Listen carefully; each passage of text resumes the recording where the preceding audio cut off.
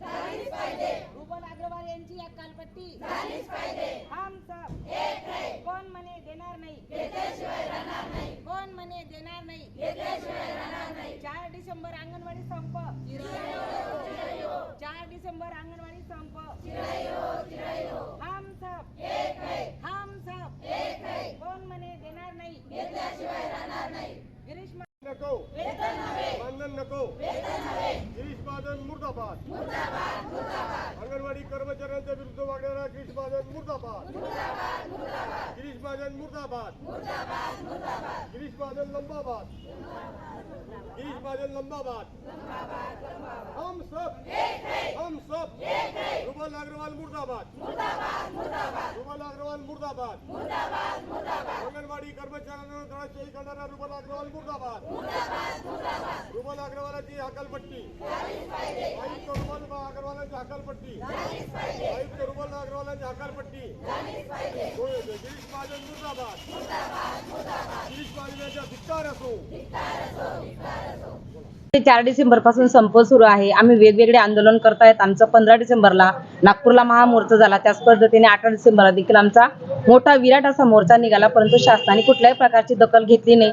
म्हणून आमच्या युनियनने 26 डिसेंबर पासून वेगवेगळ्या आंदोलनाला सुरुवात केली आणि 22 डिसेंबर रोजी रुबल अग्रवाल जे आपल्या आयुक्त आहेत, महिला बाल कल्याणचे आयुक्त, तर त्यांनी जे लेटर काढलेले तर त्या लेटरचा धिक्कार करण्यासाठी आणि ते लेटरची होळी करण्यासाठी म्हणून आम्ही पूर्ण चोपडा तालुक्यातील अंगणवाडी सेविका मदतनीस मिनीताई आम्ही जमलेलो आहोत आणि आम्ही त्यांचा जाहीररित्या धिक्कार करतो। त्याच पद्धतीने ज्यावेळेस आपलं हिवाळी अधिवेशन सुरू होतं, तर हिवाळी अधिवेशनमध्ये ज्यावेळेस आपलं महिला मंत्री यशोमती ठाकूर यांनी ज्यावेळेस आमचा अंगणवाडी संपासंदर्भात ज्यावेळेस त्यांनी चर्चा सुरुवात केली, तर त्यावेळेस जे आपले भाजपचे आमदार आहेत गिरीश महाजन, तर यांनी आमच्या विषयाला पॉझिटिव्ह स्वरूप न देता त्यांनी आमच्या विरोधात, अगदी महिलांच्या विरोधात जाऊन त्यांनी जे वक्तव्य केलं, तर त्याचा आम्ही जाहीर निषेध करतो। म्हणून आजचं आमचं हे आमच्या युनियनचं ठरल्या त्या आमच्या वेळापत्रकानुसार आम्ही आजच्या दिनी जमलो आणि अशाच पद्धतीने आमचं पुढे देखील आंदोलन सुरू राहणार। जोपर्यंत हे शासन आमच्या मागण्या मान्य करत नाही, जोपर्यंत आम्हाला आमचा न्याय हक्क मिळत नाही, तोपर्यंत आम्ही असे तीव्रतेने आंदोलन करत राहणार, असे शासनाचा धिक्कार करत राहणार आणि आमचा पूर्ण आमचा जो महिला आमचं बाल कल्याण आमचा जो संप सुरू आहे अंगणवाडी युनियनचा, तो संप आमचा असा सुरू राहणार। आमच्यावर किती प्रकारची दडपशाही केली, आम्हाला कुठल्याही प्रकारचं आमिष दिलं, कुठल्याही प्रकारच्या आमच्या विरोधात त्यांनी किती कारवाया केल्या, किती आमच्यावर काही त्यांनी युक्त्या केल्या, काही त्यांच्या क्लुप्त्या वापरल्या, तरी आम्ही त्या दबावाला बळी पडणार नाही, आम्ही घाबरणार नाही आणि आम्ही कुठल्याही प्रकारच्या संपातनं मागे हटणार नाही। एवढंच आमचं आजचं नियोजन आहे आणि याच्या पुढची आमची दिशा देखील तशी राहणार।